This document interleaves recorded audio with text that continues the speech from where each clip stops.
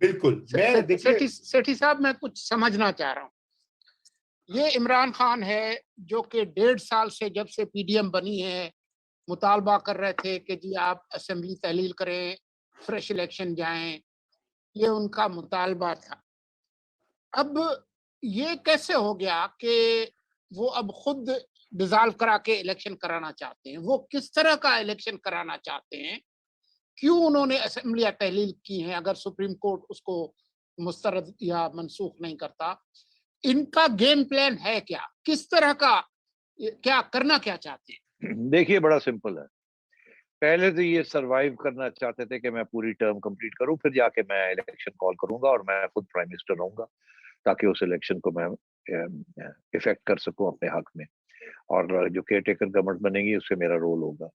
मगर जब ऑपोजिशन ने ये फैसला कर लिया कि नहीं, हम इनको निकालेंगे और वोट ऑफ नो कॉन्फिडेंस करेंगे, अगर वोट ऑफ नो कॉन्फिडेंस हो जाता है तो एक नई हुकूमत आ जाती है, तो खान साहब तो ऑपोजिशन में हो, फिर ये केयर टेकर प्राइम मिनिस्टर जो है, इनका इनडायरेक्ट रोल होगा, डायरेक्ट रोल नहीं होगा। और तो मेरा ख्याल है कि इन्होंने ये फैसला किया कि मुझे इलेक्शन चाहिए 2018 जैसी, जब भी हो मुझे 2018 जैसी इलेक्शन चाहिए, ताकि वहाँ एस्टेब्लिशमेंट के अंदर ऐसे में लोग हों जो मेरे लिए मुझे जिताएं, जैसे पहले जिताया था। और मैं अगर पहला तो मैं ये पूरा करूं और फिर उस वक्त मैं ये करूं, इसीलिए ये सारा फैसला था कि जनरल बाजवा को 1 साल की एक्सटेंशन दे दी जाए, उसके बाद कोई और जनरल जो है वो थोड़ी सीनियर हो जाएंगे, फिर उनको अपॉइंट किया जाए और फिर अगली इलेक्शन उनके जरिए करवाई जाए जैसे पहले करवाई थी, और उसके बाद 6 साल, 1 और टर्म मिल जाए और उस जनरल को भी एक एक्सटेंशन मिल जाए, तो वो भी 6 साल रहे और मैं भी 6 साल रहूं। मतलब इस किस्म की ड्रामा, ये था उनका प्लान। अब प्रॉब्लम ये हो गया कि ये अवाम की वजह से और महंगाई की वजह से और मिसमैनेजमेंट की वजह से सारे प्रॉब्लम्स आ गए, जिसकी वजह से एस्टेब्लिशमेंट जो है, करंट लीडरशिप, वो पीछे हट गई। जैसे ही वो पीछे हटी तो ये सारा प्लान जो था ये खतरे में आ गया।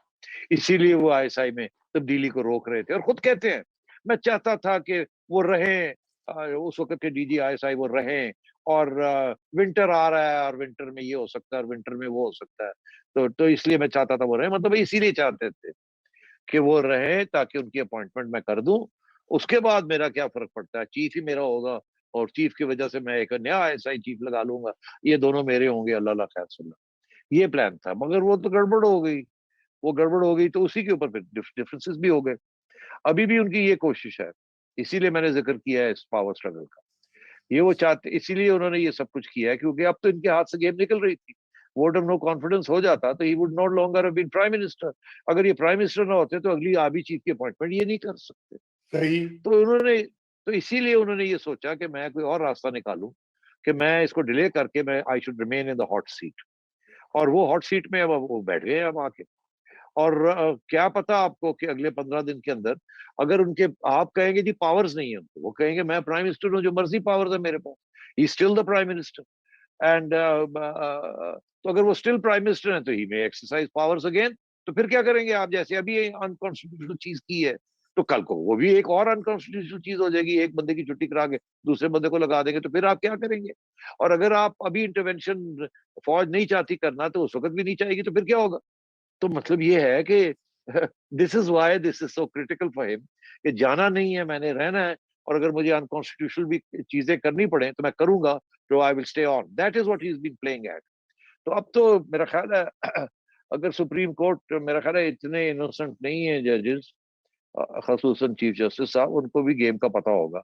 तो अब मैंने यही, इसीलिए मैं देख रहा हूँ कि इस वक्त आइन विल प्रिवेल और politics will prevail, ambitions will prevail, और आइन एंड आवर आइन and supremacy of law will prevail. बिल्कुल बिल्कुल। तो ये तो दो कैरेक्टर्स हो गए। अब आप ये बताइए कि ऑपोजिशन के लिए क्या, ये तो यकीनन एक शॉक होगा, क्योंकि उनकी शहबाज साहब तो पूरी तैयारी वारी के साथ, और सारी उनकी काबीना वगैरह, अफसरों की ब्रीफिंग स्टार्ट हो गई हुई थी, अफसर रब्ते कर रहे थे। तो आज अब मुत्तहदा ऑपोजिशन के लिए भी तो एक ये शॉक होगा, और उनकी क्या स्ट्रेटेजी होगी? How will they grapple with this dramatic change in events? देखिए, दो तरीके होते हैं।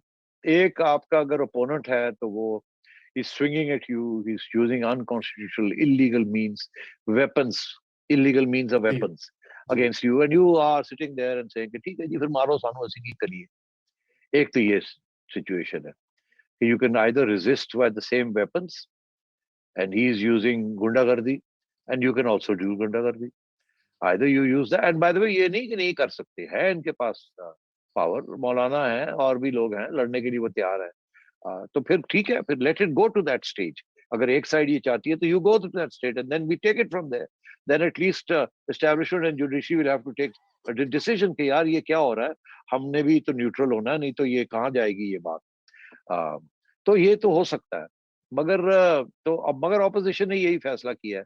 जैसे मैंने शुरू में आपको कहा था कि उनका ये ख्याल था कि हम असेंबली के अंदर लड़ाई झगड़े नहीं करेंगे, प्रोवोक नहीं करेंगे इनको, और उसके बगैर उन्होंने कर दिया सब कुछ। देखा ये नहीं प्रोवोक हो रहे तो उन्होंने कहा फिर यही तरीका कि rail road it through, RAM road. तो यहाँ भी वही सिचुएशन है। अब उन्होंने कहा जी कि सुप्रीम कोर्ट अब आ गया, हम क्या करें। वो असेंबली छोड़ के पहले बैठे हुए थे वहां, पहले उन्होंने अपना स्पीकर भी बना लिया था, फिर उठ के आ गए। अच्छा जी अब सुप्रीम कोर्ट ने कहा है कि स्टेटस को, तो तो अब उन्होंने again they put their faith in the court. अब बात यह है कि if the court doesn't give them justice, फिर क्या करेंगे, फिर क्या करें। बिल्कुल। And I don't want to say what they should do. नहीं, जाहिर बात है, वो तो बिल्कुल, वो तो उनकी अपनी वो होगी। तो ये तो हो गया। अब सवाल पैदा होता है आखिरी जो प्लेयर है, और वो हमने एस्टेब्लिशमेंट की बात कर ली, सुप्रीम कोर्ट की बात कर ली, ऑपोजिशन की बात कर ली। अब सवाल ये आता है कि इमरान खान साहब जो हैं, वो एक कूद उन्होंने सिविलियन कूद आज कर दिया है जिसको ये लोग बिल्कुल कह रहे किया हैं, है, उसका तो कोई बिल्कुल और किया नाम नहीं है। आई इसको नो, कोई मगर कह सकता। बात यह है कि ये फैसला तो सुप्रीम कोर्ट करेगा ना कि कू हुआ कि नहीं हुआ। जी जी जी जी। तो और वो प्रॉब्लम है ना इसमें, जैसे अगर आप कहते हैं कू है तो फिर कू मेकर्स के खिलाफ कार्रवाई होगी, और अगर आप कू मेकर्स के खिलाफ कार्रवाई नहीं करना चाहते तो आपको बड़े फिर समर सॉर्ट्स करने पड़ेंगे कि एक तरफ प्रोसेस को भी आगे बढ़ाना है और दूसरी तरफ जिन लोगों ने कू किया उनको सजा भी नहीं देनी। तो वॉच आउट फॉर दिस। जी बिल्कुल। देखिए, मैं तो सेठी साहब ये समझता हूँ कि 2014 में जब पीटीआई ने पार्लियामेंट के ऊपर हमला करने की कोशिश की थी, वजीर आजम के ऊपर, पीटीवी हेडक्वार्टर्स के ऊपर, अगर उस ये कितने साल हो गए इस पूरी चीज को, सात तकरीबन 8 साल होने को है, अगर हमारी अदालतें इसको नोटिस लेके सजा दे देती तो आज ये नौबत ना आती। ये बड़ा ग्रेजुअल फाशिज्म जो है ये क्रीप करता है। मैंने चूंकि ट्रंप का बहुत करीब से फॉलो किया है, वो भी bit by bit, brick by brick ये फिस्तायत जो है ये ऊपर बढ़ती है। और ये आज हम इस पॉइंट पर आ गए हैं कि आइन doesn't matter, rules don't matter, majority doesn't matter. बस मैंने वो आपने जैसे कहा हॉट सीट में रहना है और नहीं जाना, जाओ जो जो, जो करना कर लो। तो जी जी और ये बगले बजा रहे हैं कि देखे जी हमने क्या सरप्राइज दिया। मतलब मुल्क के आइन की, कानून की, पार्लियामान की, अवाम की कोई वक़्त नहीं है। सिर्फ ये कि मैंने आज एक मिसाल दी कि जिस तरीके से इन्होंने आर्टिकल 5 को इस्तेमाल किया है सेठी साहब, कि उसमें लिखा है कि जी मुल्क के आइन के आप वफादार रहेंगे। मुझे ज़ियाउल हक का रेफरेंडम याद आया जिसमें सवाल किया गया कि क्या आप इस्लाम और कुरान और सुन्नत की पैरवी चाहते हैं, आप मुसलमान हैं, अगर हैं तो मैं 5 साल के लिए सदर हो गया। ये बिल्कुल उसी तरह का इन्होंने ड्रामा किया है और ये बगलें बजा रहे हैं कि देखिए हमने क्या सरप्राइज दिया। देखा, मतलब चालाकी कर दी। मतलब जी। अब इस मुल्क में ये होगा। तो अच्छा जी, मैं अब मैं चाहता हूं कि ये हमने यहाँ पे तो सेंट्रल लेवल पर तो काफी कुछ देख लिया, जरा पंजाब का जिक्र हो जाए, क्योंकि वो एक एक बहुत अहम वो पीस है जिग्सो पजल का सेठी साहब, इन द सेंस कि पंजाब में जो कुछ हो रहा है, परवेज इलाही साहब का आना, आज जो कुछ वहां पे ड्रामे हुए, हाथापाई हुई है, और जो रिपोर्ट्स आ रही हैं वो कोई अच्छी बात तो नहीं है बिल्कुल जमहूरियत के लिए, तो इट्स वेरी वरिंग। लेकिन वहां पे क्या, आप क्या देख रहे हैं? भाई आपने सुन लिया गवर्नर सरवर साहब का बयान। हम्म। वो कहते हैं कि मुझे प्राइम मिनिस्टर ने कहा ये काम करो, वो अनकॉन्स्टिट्यूशनल था, मैंने बड़ा रेजिस्ट किया और आखिर में कहते हैं मैंने कर दिया, और मैं समझता हूँ मैंने अनकॉन्स्टिट्यूशनल बात की। खुद कह रहे हैं कि मैंने अनकॉन्स्टिट्यूशनल, कि मैंने प्राइम मिनिस्टर के लेटर के ऊपर मैंने ओके कर दिया, हालांकि बुजदार साहब का खत था and so on and so fourth जो कि करना था, और उसके बाद इतने दिन होते हैं, इतने दिन होते हैं, इतने दिन होते हैं, मुझे इतना प्रेशर आया कि मैंने कर दिया। तो और उसके बाद खान साहब ने इनको फारग कर दिया। तो खुद कहते हैं कि मैंने अनकॉन्स्टिट्यूशनल काम किया। तो ये कमाल हो गया है जी। गवर्नर साहब खुद कह रहे हैं मैंने अनकॉन्स्टिट्यूशनल काम किया। सबने ही अनकॉन्स्टिट्यूशनल काम किया है। आपका ख्याल है इधर जिस पंजाब असेंबली में जो कुछ हुआ है वो भी सारा अनकॉन्स्टिट्यूशनल है। जिस तरीके से जिस जल्दी के साथ इसको करने की कोशिश की है कि जी जल्दी से ये हो जाए, क्योंकि इसका तल्लुक इस्लामाबाद के साथ भी है, और जब देखा इस्लामाबाद नहीं है तो इसको जल्दी से देखा यहाँ नंबर्स नहीं पूरे हो रहे तो वो भाग गए। पहले कोशिश की नंबर पूरे करने की, जब नंबर नहीं पूरे हुए तो बिल्कुल विदाउट एनी रीजन प्रोवोक कर दिया जी, लड़ाई हो गई जी, दौड़ गए। दो खवातीन के दरमियान थोड़ी बहुत हाथापैरी हुई और वही पीटीआई की खातून ने प्रोवोक किया, ये प्रोवोक हो गए थोड़ा सा, ये वो जी शोर पै गए, दौड़ो दौड़ो दौड़ो। तो मतलब इस किस्म की चीजें हो रही हैं यहाँ अब पंजाब के अंदर भी। और मैंने पहले ये कहा था कि चौधरी परवेज इनायत साहब एक रात के दुल्हा है, और वो मैं अभी भी मेंटेन करता हूँ कि वो एक रात के ही दुल्हा है। मगर अभी अगर गैर आईनी बातें करेंगे और गैर आईनी तरीके के साथ ये सब कुछ करेंगे तो फिर व्हाट कैन यू डू। इस वक्त they are sitting in the government, उनको सवाए दो फोर्सेस हैं जो उनको, तीन फोर्सेस हैं जो उनको निकाल सकती है। एक अवाम है, अवाम को ऑपोजिशन अगर कहे तो फिर अवाम साथ आएगी, अगर ऑपोजिशन कहेगी नहीं तो फिर अवाम कहाँ से आएगी। दूसरा, और उसके साथ फिर लड़ना पड़ेगा आपको, नंबर एक, और वो फिजिकल भी होना पड़ेगा आपको, जो होना नहीं चाहिए। दूसरी चीज ये है कि एस्टेब्लिशमेंट को मुदाखलत करनी पड़ेगी, जो वो करना नहीं चाहते और ना ही करना चाहिए।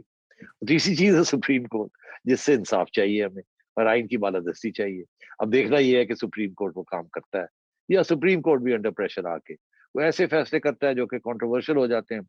दो चीफ जस्टिस हमने देखे हैं जिन्होंने बड़े ज्यादतियां की हैं इस मुल्क के साथ, साकिब निसार और दूसरे साहब क्या नाम था उनका, इफ्तिखार चौधरी, ना उसके बाद जो आए हैं खोसा साहब, आसिफ सईद खोसा, हाँ खोसा साहब। तो अब देखना ये है कि बंदयाल साहब जो हैं, is he going to be a chief justice that we will remember as having given some very good and fair judgments in the public interest, या अल्लाह रहम करे फिर, और क्या। मेरे ख्याल से देखिए इसमें तो मुल्क में इंस्टेबिलिटी तो कोई भी नहीं चाहेगा। सुप्रीम कोर्ट जारी बात है वे इन करेगी because they can not afford, अगर पूरा ऑर्डर अनस्टेबल होता है कॉन्स्टिट्यूशनल ऑर्डर तो सुप्रीम कोर्ट को खुद उसका असर होगा उसके ऊपर। देखिए ना कल को तो फिर ये तो एक्सटेंड करता है दायरा कार, अगर पार्लियामेंट के साथ ये कर दिया गया है और पहले तो जिक्र आप एस्टेब्लिशमेंट के अंदर जो उसका तो जिक्र आप पहले कर रहे थे, अब सुप्रीम कोर्ट रह जाएगा फिर। सो आई एम श्योर जजेस इस मामले में बड़े जो है वो ख्याल करते हैं कि उनकी टर्फ जो है वो उसको गार्ड करें, उसको प्रोटेक्ट करें। तो उम्मीद तो यही करनी चाहिए कि वो नहीं बिल्कुल, आई थिंक बंदयाल साहब is a solid guy. I would be very shocked if he is not solid. बिल्कुल। तो ये बताइए सेठी साहब कि आपको ये एक आखिरी सवाल है, हमारा वक्त भी खत्म हो रहा है। ये जब आज सुबह की जो प्रोसीडिंग्स हुई, ये वाला option, were you shocked at this और सरप्राइज्ड है कि आईके ये कर रहे हैं? नहीं, मैंने रजा कहा, I was surprised, I was shocked because even I thought कि ये इतनी बड़ी वायलेशन, प्रोसीजरल वायलेशन जो कि क्लियर कट है इतनी, मेरा ख्याल था ये कोई और ड्रामा करेंगे, एक आध दिन और डिले कर देंगे, 2 दिन और कर देंगे, इस किस्म की कोई हरकत करेंगे या गिनती में कुछ करेंगे या आखिरी वक्त पे ये कोशिश करेंगे कहीं से फोन कॉल्स करवा के लोगों को वापस बुलाने की कोशिश करेंगे। मगर ये कि जिस किस्म तरीके के साथ उन्होंने ये इसको वाइप आउट करके और फिर प्रेसिडेंट को इन्वॉल्व कर लिया, ये bye the way it's deadly serious. ये जैसे मुशर्रफ के साथ हुआ था ना, एक वक्त आया था कि मुशर्रफ ने हर किस्म की अनकॉन्स्टिट्यूशनल चीजें की थी, फिर एक वक्त आया, उस वक्त तो नहीं, पर एक वक्त ऐसा आया कि फिर पकड़ा गया, और फिर वो दिन है और आज का दिन है, he is a fugitive from justice. ऐसे ही है ना? जी बिल्कुल ऐसे ही है। तो सेठी साहब, आपके जाने से पहले मैं आपको एक ब्रेकिंग न्यूज है जो अभी चल रही है। कैबिनेट डिवीजन ने एक नोटिफिकेशन जारी किया है कि अब क्योंकि पार्लियामान नहीं है इसलिए वजीर आजम भी नहीं रहे, इमरान खान वजीर आजम नहीं है, तो क्या ये मुल्क ऑटो पायलट पे है? जी कैबिनेट डिवीजन का नोटिफिकेशन है कि क्योंकि कौमी असेंबली तहलील हो गई है, इसलिए अब इमरान खान वजीर आजम नहीं रहे। ये कैबिनेट डिवीजन की नोटिफिकेशन है? जी, ये अभी चल रही है, मुख्तलिफ चैनल्स पे, जियो पे भी चल रही है। जी मैं पढ़ देता हूँ आपको। उसमें पढ़ दे उसमें कहा है consequent upon dissolution of the National Assembly in terms of Article 58(1) read with Article 48(1) of the Constitution of the Islamic Republic of Pakistan, blah blah blah, dated 3rd April, Mr. Imran Ahmad Khan Niazi ceased to hold the office of the Prime Minister of Pakistan with immediate effect. अब ये इस एजाज ए डार हैं additional secretary, उनके दस्तखत से ये notification जारी हुआ है, टाइम तो नहीं लिखा होता। अब आई होप कि ये हो सही। ये काफी चैनल्स पे चल रहा है। नहीं I mean you better confirm this. इसके भी बड़े न्यूज़ जियो के वो उसको रिपोर्ट कर रहे हैं, जियो पे चल रहा है, तो वो इस तरह से मजाक तो नहीं हो सकता। लगता तो मजाक ही कि क्या जियो भी रिपोर्ट कर रही थी। मुझे ये ना प्राइम मिनिस्टर, देखिए कैबिनेट तो नहीं है, मगर प्रेसिडेंट साहब तो can ask the prime minister, इसी किस्म की वो फिर ड्रामा कर देंगे कि प्रेसिडेंट ने कहा कि जी he can stay on as prime minister. Article 94 के तहत ऐसा होता है। हाँ तो नहीं, वो अगर ये कैबिनेट डिवीजन की तरफ से ये आया, ये मतलब है कि यार ये इसके लिए तो you have to allow me to think through this, because इसके भी बड़े इम्प्लीकेशंस हो सकते हैं कि भाई कैसे, हाउ कैन देखिए ना इम्प्लीकेशंस हो सकते हैं। ना स्पीकर है, ना डिप्टी स्पीकर है, ना पार्लियामेंट है, ना प्राइम मिनिस्टर है, ना कैबिनेट है। सेठी साहब मैं पढ़ देता हूं जो आर्टिकल है 94, prime minister continuing in office, ये है उसकी इबारत। आगे लिखा है the president may ask the prime minister to continue to hold office until his successor enters upon the office of the prime minister. तो रुक जाए, कैबिनेट डिवीजन ने अपना काम कर दिया, अब प्रेसिडेंट साहब अपना काम कर देंगे। हाँ, फिर यही होगा। जी बस वो होगा, फिर प्रेसिडेंट साहब नोटिफिकेशन निकाल देंगे। घर की बात घर में ही रहेगी। What a mockery, what a mockery of law, justice, constitution। देख ले आप कमाल हो गया, वैसे कमाल हो गया। सेठी साहब देखें, मैं तो ये समझता हूँ कि ये जो खान साहब और उनके जो बैकर्स जो भी हैं इस वक्त, वो जो ये कर रहे हैं, ये दोबारा से, हमारा ये ख्याल था कि हमने 2008 में शायद ये पाकिस्तान का एक जमहूरी सफर स्टार्ट हुआ था, इन्होंने उसके ऊपर इतनी स्पीड ब्रेकर्स लगा दी हैं, इतना उसको टोटली तोड़ मरोड़ दिया कि आज एक ये बनाना रिपब्लिक वाली सूरत हाल बन रही है। बहरहाल अब आएगा प्रेसिडेंशियल के नोटिस के अंडर आर्टिकल फलाना 94 आई है बाय 94। अब मैं इमरान खान साहब को कहता हूं to continue in office. Cabinet division ने फॉलो किया लॉ, और प्रेसिडेंट साहब जो हैं वो फिर कोट अनकोट फॉलो करेंगे लॉ। हालांकि प्रेसिडेंट साहब ने पहले लॉ जो है, वो जो मेन लॉ है उसको वायलेट किया है, यहाँ तक सिचुएशन को लेके आए हैं, अब वापस to follow the law after having disfollowed the law. अब एक नया लॉ, मतलब लुक एट दिस। तो ये सारा ड्रामा है ये कैबिनेट का, ये कैबिनेट नोटिफिकेशन का। This is just to get the president to legalise this further. बिल्कुल, कल कोर्ट में लेके जाएंगे ना जी, 1 बजे लेके जाएंगे ना। देखो जी, हमने तो सब कुछ आइन के मुताबिक किया है। हाँ बिल्कुल असल गलत है, क्या ड्रामा है। लेकिन सवाल ये पैदा होता है सेठी साहब के, और जो सबसे बड़ा क्वेश्चन है, मैं खास इसी पे कंक्लूड करते हैं, और वो जनरल क्वेश्चन है कि क्या सुप्रीम कोर्ट जो है वो आगे बढ़कर इस गैर आईनी प्रोसेस को रोकेगी, या जैसे आप कह रहे हैं कि वो कोई बीच का रास्ता निकाल के कंडोन भी कर देगी, नहीं भी करेगी, मिला जुला काम करेगी, या वो actually guardian of the constitution बनकर कहेगी कि ये वायलेशन हुई आइन की और ये आइन चिकनी की सजा मिलनी चाहिए। ये अब देखिए मैं आपको बताऊं, मैं प्रेडिक्शन कर सकता हूं, मगर पता नहीं मुनासिब है कि नहीं, फिर वो कहेंगे जी के मैं अब ट्राई करता हूँ इस तरीके से करूँ कि नहीं करो सेठी साहब, छोड़ो ना ही करिए, ना ही करिए। हिंट कर दो एक हिंट कर दो so that people can interpret it। रहने दो यार। Why do you want to get him in trouble? तुम अमेरिका में बैठ के जो है वो हम पाकिस्तान वालों को मुसीबत में डालते हो। तो आपको पता, हम तो साजिश कर रहे हैं, सारी साजिश वो अच्छा आज ये भी पता लगा कि वो फेक है। हामिद मीर ने ये दावा किया है कि वो जो केबल था एम्बेसडर असद मजीद, उसको डॉक्टर किया गया है, वो भी डॉक्टर्ड है। और मैं जी बिल्कुल, मैं आपको बताऊं 100% उसमें हामिद मीर साहब बिल्कुल सही कह रहे हैं। देखिए सबसे पहले जिस दिन इन्होंने इमरान खान ने और इन्होंने कहा ना कि हम इन्वेस्टिगेशन नहीं करवाएंगे, बिल्कुल उस वक्त क्लियर हो गया था कि इसमें गड़बड़ है। अगर गड़बड़ ना होती तो इन्वेस्टिगेशन क्यों ना कराएं? अब सारा कुछ तो हो गया, तो रह के गया। अब अमेरिका का नाम भी ले लिया खान साहब ने और ये भी कह दिया वॉशिंगटन से आया है, और ये भी हो गया, सारी बातें तो आ गई। अब रह क्या गया? इसका ये मतलब है कि जो चीज ले लेके फिर रहे हैं उसके अंदर भी शायद कुछ डॉक्टरिंग हुई है। और ये मैं तो हमेशा से पहले दिन से कह रहा हूँ कि डॉक्टर असद साहब को बुलाया जाए और जीआईटी बने और उनसे बिल्कुल पूछा जाए कि इसके अंदर क्या सही है और क्या गलत है। और बाय द वे एक और चीज बड़ी इंटरेस्टिंग, अभी बिल्कुल तक इमरान खान साहब ये कह रहे हैं कि जनाब अमरीकनों ने बुला के और हमारे एम्बेसडर को कहा और वहां नोट टेकर्स थे और उन्होंने कहा ये धमकी दी, ये धमकी दी, ये धमकी। दरअसल मैं ये कहना चाहूंगा जरा चेक कर लें कि ऐसे तो नहीं हुआ कि एम्बेसडर साहब ने एक फेयरवेल लंच किया हुआ था।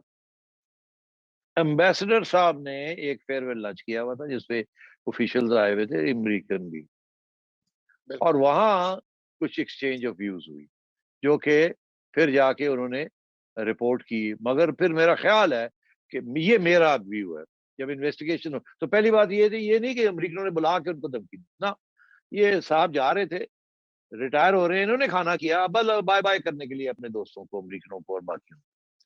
तो वहां बातें हुई, तो ऐसे नहीं है कि बुला के धमकी दी हो, आपने बुलाया उनको कि आइए आइए आइए, रोटी पानी टुकर खाइए, मैं जा रहे हैं खुदा हाफिज के लिए, फेयरवेल लंच है।